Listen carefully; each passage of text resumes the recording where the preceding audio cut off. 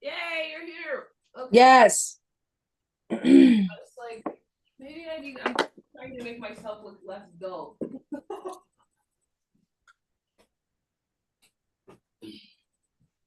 Maybe this light? Oh yeah, a little light in the background. Yes. Okay. Not bad. Okay. It's not bad, but it'll look better. Yeah. So it's already recording. Yay. That makes it a lot easier. Yeah, it does. So and I will figure out how to I'm gonna have to figure out how to cut off the beginning part. Well, yeah, I'll look into the editing and everything after. Okay. Pulling up my little document.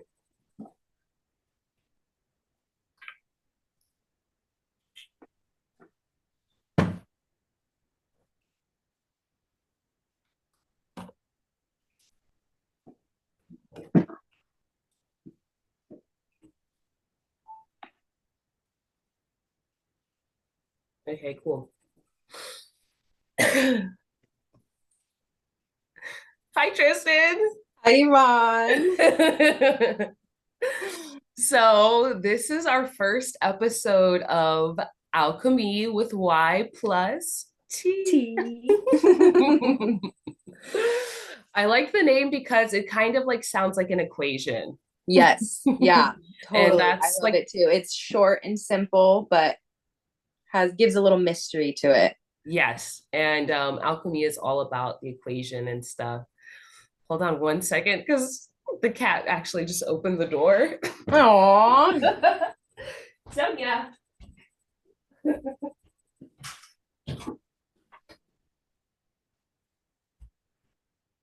So funny. How did she learn to do that? So Alchemy with Y plus T. And I just want to start with sharing our mission statement, because I think in us sharing that, it gives you a really good idea about what we're doing and why we're doing it and what we're getting into.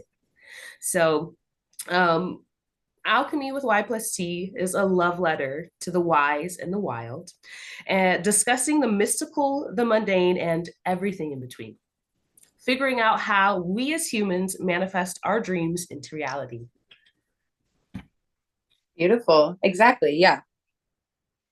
So I will introduce Tristin first, and then I'll let her tell you about herself.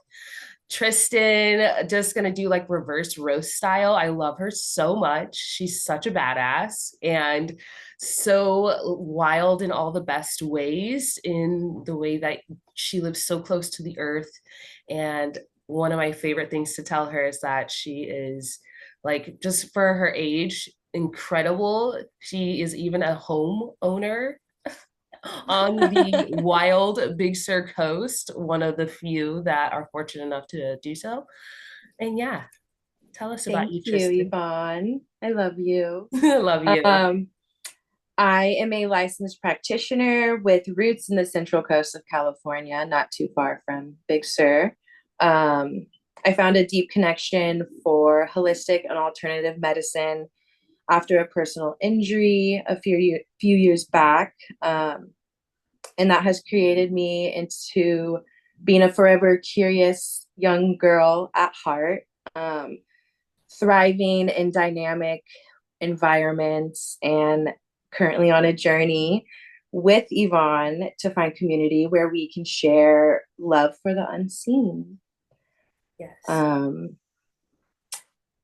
now I introduced My lovely best friend Yvonne, one of the OGs from when I moved here, and really just has the most open heart and very creative, grounding, intuitive.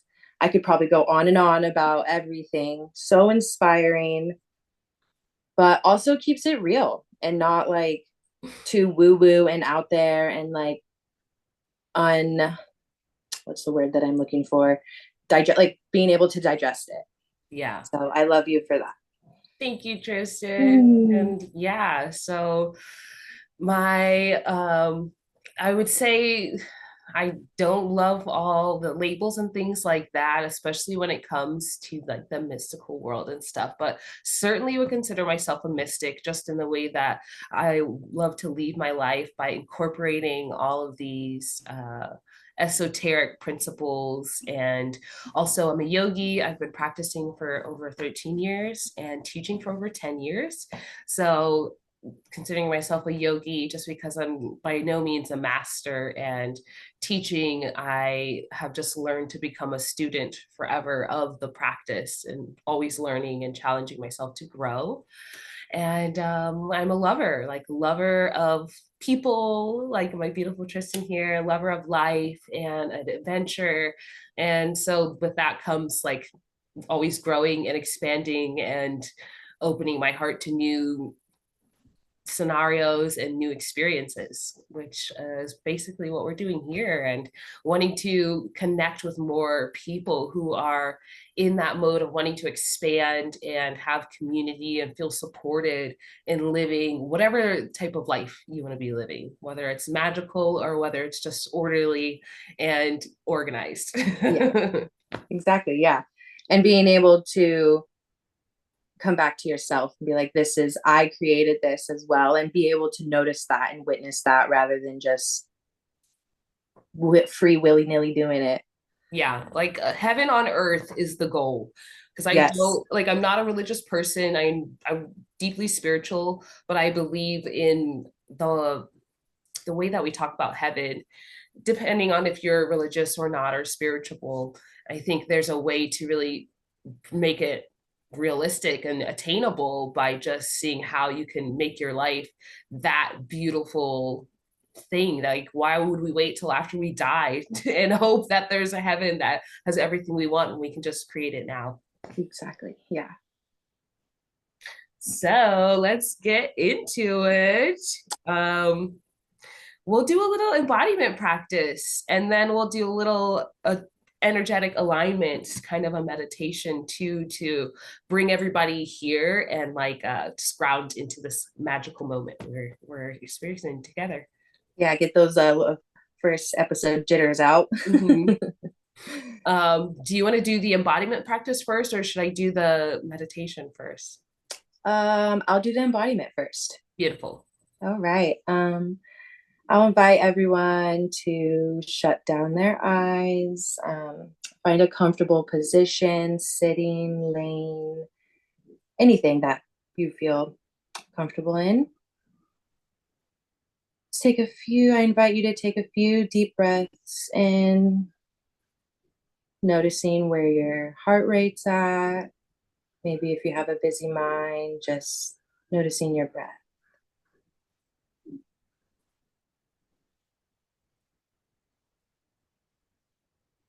And starting at the bottom with your feet on the ground, or if you're laying, start wiggling your toes, maybe big one, the second one, third one, fourth one. And then roll your ankles, move your feet a little bit.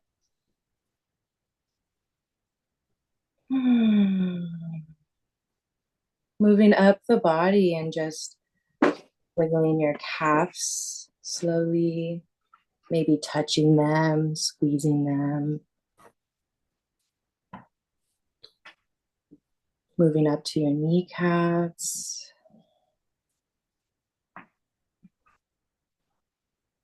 Up to your thighs.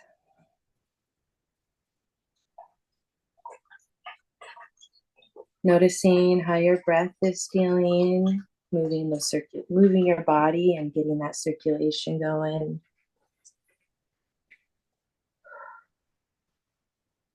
Moving your hips up to your torso and your spine. How's that feeling this morning?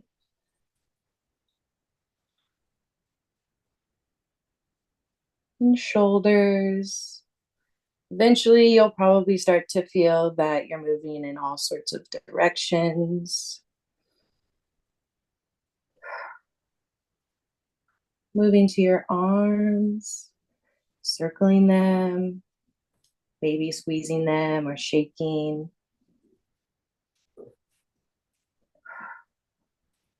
Stretching fingertips as well.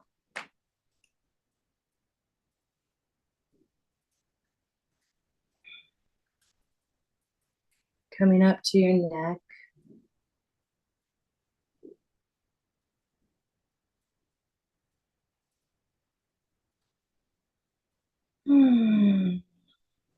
Feel called, maybe move your ears a little bit. Touch your face. Notice your body as a whole.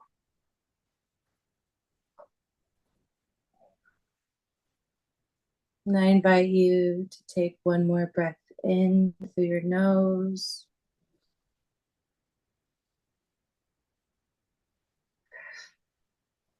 Exhaling all that you don't need today.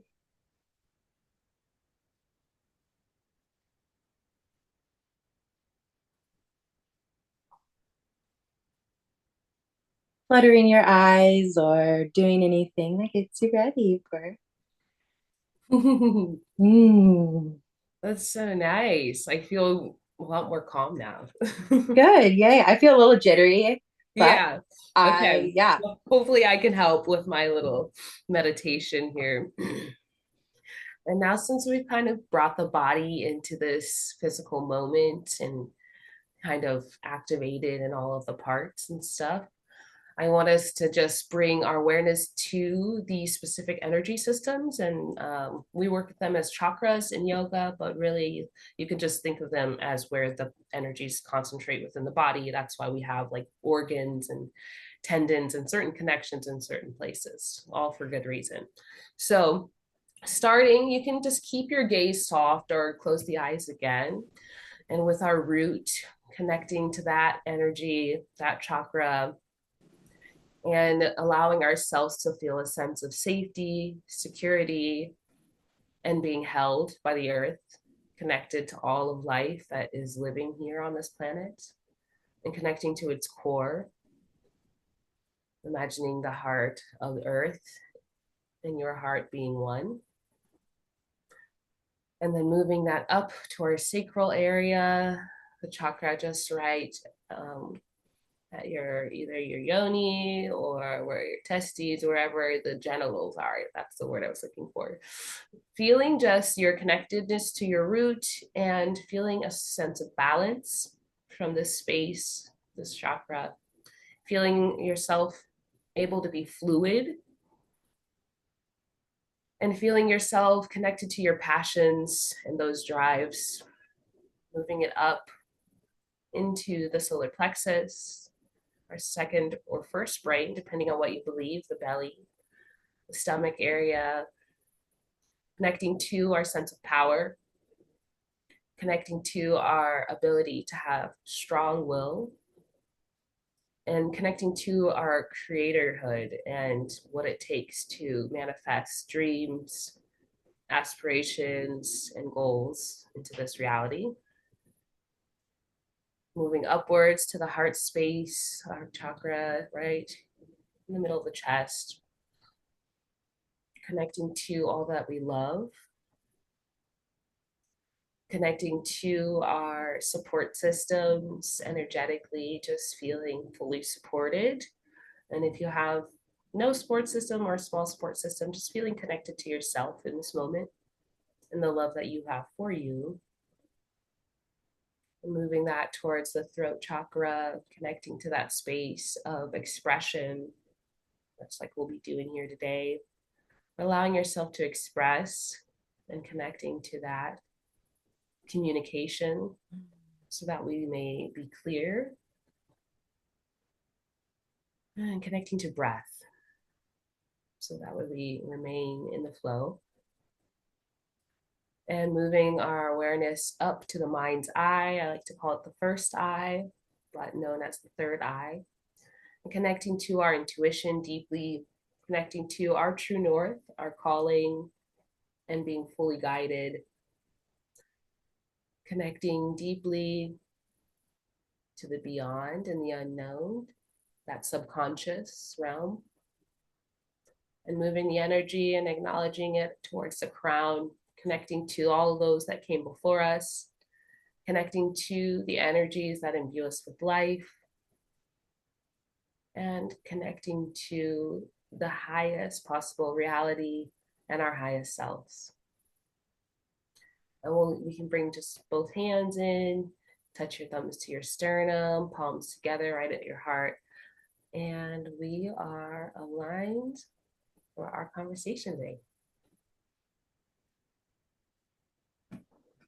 Thank you, Yvonne. I feel a lot more calm. Good. I think the energy is just swirling so much right now. That's what I'm feeling. I'm like, it's on. Yeah. I'm glad we grounded, because now it kind of feels like it's still very energetic and potent, but now we're like at the eye of the storm instead of getting swept up. Yes. The grounding practice was perfect and it served its purpose. So exactly. Hopefully, Yeah. If you're listening and watching, you feel the same. So I'll let you get into it. Let's go into our origin stories. I want you to start. All right. So I think it was around like 6 years ago, Yvonne and I happened to move out to Fernwood, which is just this basic campground resort kind of thing in Big Sur. And from the get-go, we just connected. And as you could tell, probably from the beginning. But I remember talking to her once we started getting closer and doing more activities together. I was like, I want to start meditating. I want to start doing yoga. And I feel like I need to do this because I live in Big Sur. Like there's this essence of being embodied here and maybe a little bit more of a show rather than actually what's going on.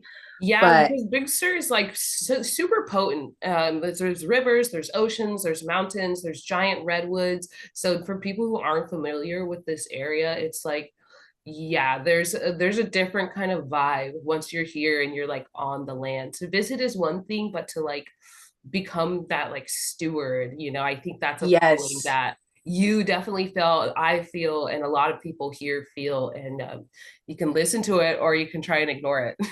exactly. Yeah. And if you're ignoring it, it's just going to become harder and harder for you to become more connected with the land and do that authentically. Yeah. But she said something that stuck with me, and I always have it in the back of my mind when I become hard on myself and feel like I'm not doing good enough.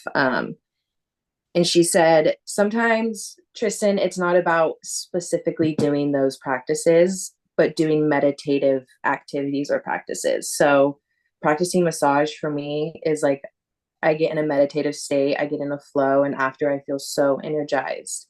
Or hiking, or swimming, or reading a book, or journaling. Like it could be anything as long as you do it with intention, then you're making it one step closer to opening those doors. And that's when I really stopped forcing to be this person who I wasn't and trying to put on this facade for everyone. And yeah, that's how I fell into massage and really diving into how I could live at my fullest potential. And I feel like that's one of the reasons why we're here, to pass that on and share with as many women who might feel the same way as me. Yeah. And you, me and you. And it's like, I feel like there's like when you're at the beginning of your whole journey and the process where you're like deciding, okay, I do want to live this intentional life, and that is a part of creating that heaven on earth that I was talking about. Mm-hmm. You can be hard on yourself, and then you realize it's like the less you force things, the more authentic you get to be, and the more each moment is going to present more of what you want, essentially, because you're in a state of ease. And when you're in a state of ease, you're not like there's less friction. Yeah. At the end of the day, it's like really simple, honestly, but it's hard to just drop the things and just like literally let yourself be. That's one of the things I say a lot at the end of a class once I finish teaching, because my like teaching is very meditative for me and it's very intuitive, and I really have to like tap into whoever's there and what's there in the room with us, what we're moving through that day. Yeah. At the end of the practice, I let people know the most important part is the savasana, corpse pose, where it's not, you're not there to meditate, you're there to just be. And if you fall asleep, that's great. That's also like a little compliment. That's like burping at the end of a meal. Yeah. Yeah. Sometimes And people it's are like, oh my also, God, I completely fell asleep. I'm like, that's awesome. I love it. yeah. But if you can just really let yourself be, then you realize like that's a big part of what we're here to do. It's great if we can accomplish things and build community and connect with other people. Of course, we're here to do all of that. But at the end of the day, we're here to just like be humans, human beings. Yeah. Exactly. Yeah. And the moment you accept that maybe something doesn't work for you, or like maybe ending a relationship or quitting a job or something like that, just more doors and opportunities will start to fall into place, and it will pretty much show you the path of where to go, rather than like being lost in this overgrown path where you have like no freaking idea which way to go.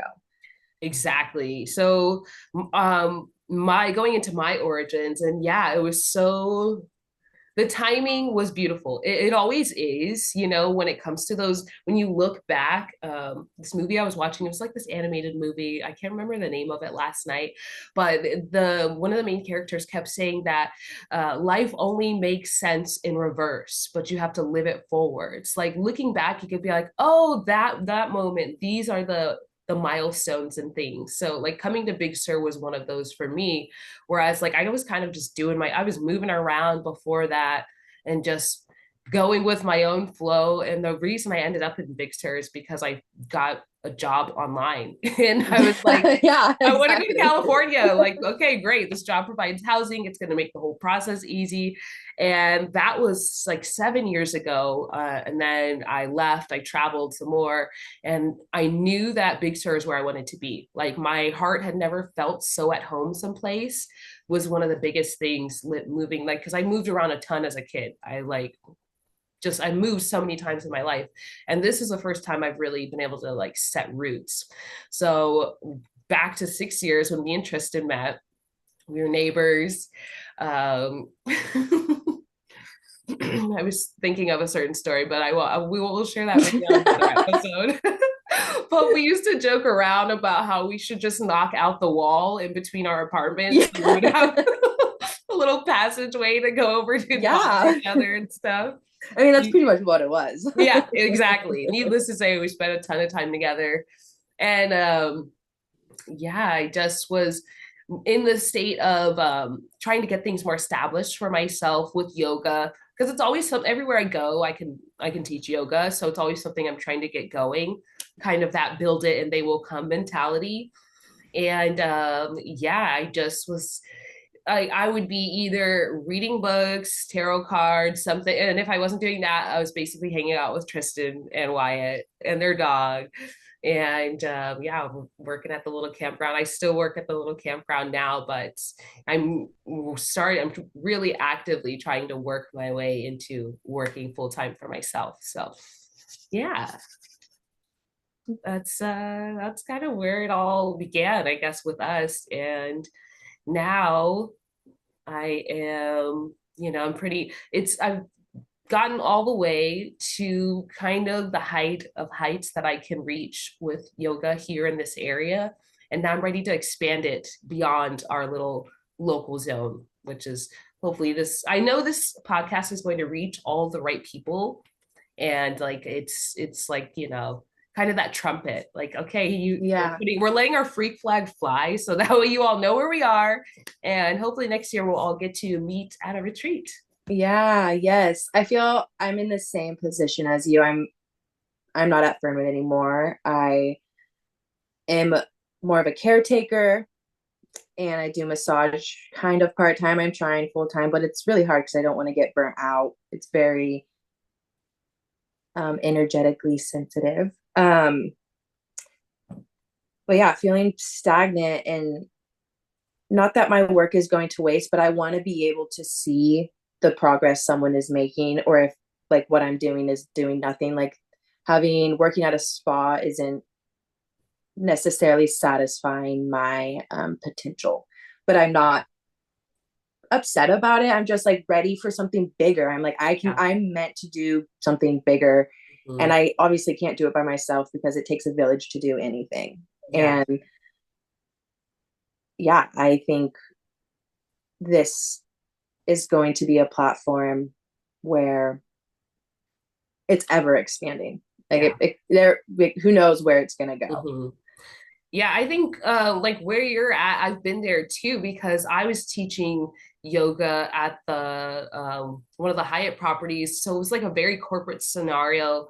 And it just it's not there's no longevity in that. It's a great opportunity. And I like, my yoga resume looks awesome. I Yeah. also was lucky enough this past year and just through like a natural connection was able to teach at Esalen, which was that's world famous. This is a healing institute for anyone who doesn't know. And getting to be able to teach there, for one, it kind of peels back the glamour that is around different scenarios like that. And it's wonderful and fabulous, and I thoroughly enjoyed that experience. That's not like the end all be all for me. And really, at the end of the day, I want what I have to offer to be accessible. I don't want it to only be for the uber rich and wealthy people.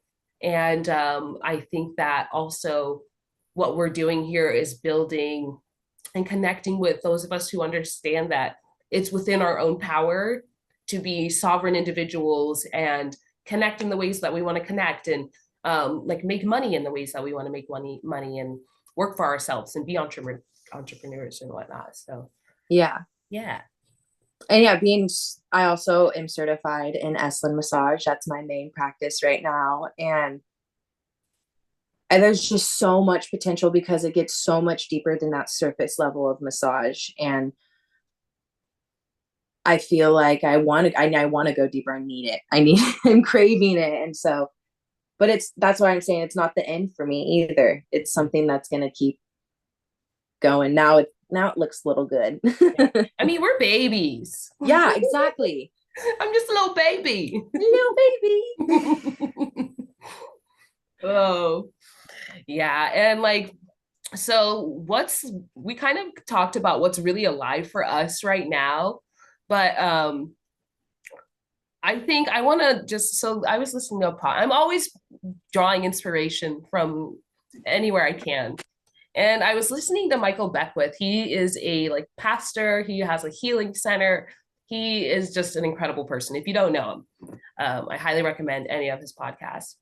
But he talked about this anagram for luck, LUCK, living under cosmic knowledge. And I feel like the two of us and people in the spiritual realm or whether you're a witch or a mystic, whatever it is, you are utilizing, maybe it's astrology, maybe it's the hits that you get from your oracle or tarot cards, maybe it's something that comes to you in your meditations, but it's really aligning to this greater, what you can call it spirit, but honestly it's just like life imbuing force. And that's where the inspiration comes in. And that's when you're like, oh my god, we should make a podcast. And that's when you're like, oh, we should have a women's circle or whatever it is. And when you are following that, outside looking in, people can think, oh my gosh, this person's so lucky, this person's always got this going on, or oh, look at this person's life. Like outside looking in, it can look one way, but when you know and you're connected to that for yourself, it's just a way to flow and move through life.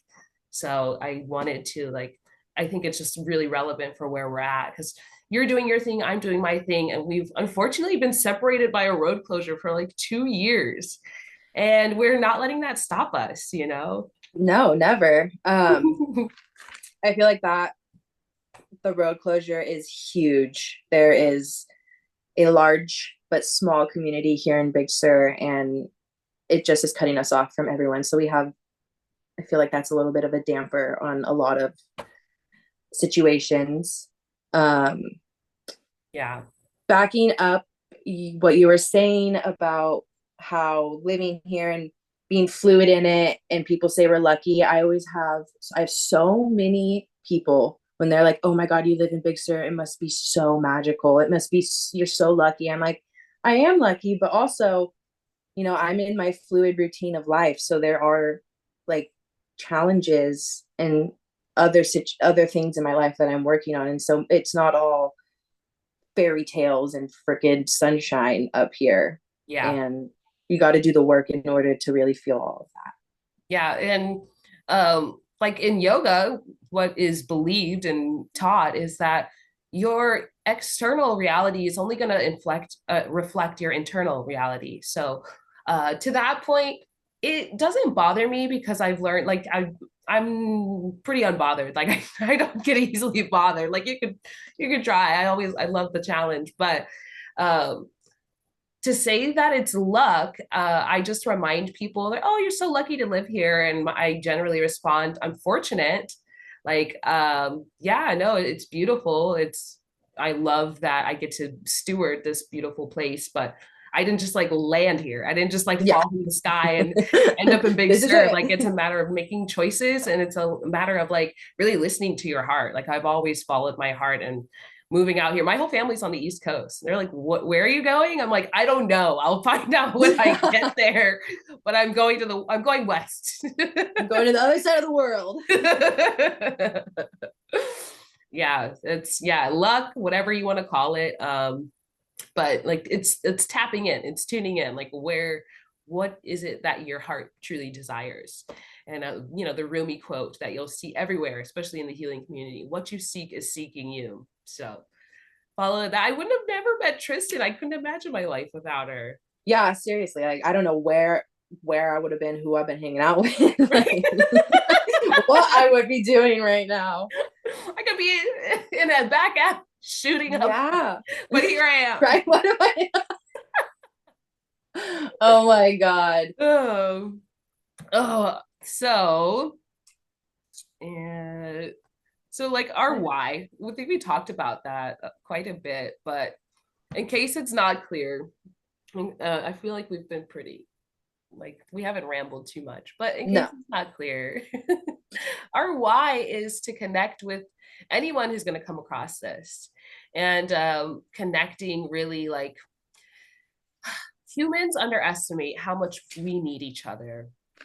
And in connecting, I've always been somebody who learns lessons from others. Like, Yeah. even if everyone's a teacher, basically. I'm a Mm-hmm. student to everyone, and that's part of the yogic philosophy as well. I have to remain in that mode, or else that's the that's what makes it easy to step into judgment. And it's much easier to have compassion when you're in that space of accepting that each moment has something to teach you. And Yes. so I'm hoping that, or I'm trusting, really. I don't hope, I trust, and I have faith that people are going to listen to this. They're going to understand that wherever you're at, like just creating and expressing is going to help you bring in all that you need to serve you, to have the highest reality, to be able to work for yourself, work with the people you want to work for. There's so many things that it's like a domino effect. So this is like we're tipping over the first domino. That's kind of how Yeah. it is. Yeah. And I think, or I believe that a lot of people and a lot of women around in the world feel like there's a certain way to be healing, kind of like how I felt before you told me that no, no, no. Um, there is no wrong way to heal or move your energy. There's no wrong, whatever works for you works for you. And if it goes with your lifestyle and is fluid, then so be it. That's what's gonna support you and lead you to where you're meant to be. And that fix it mentality isn't going to get you anywhere. You're not going to get anything done by forcing it. You don't get the puzzle piece to fit if you're trying to force it and it's not the piece. And yeah, really finding those pleasures in our life. The smallest pleasures mean the most to us.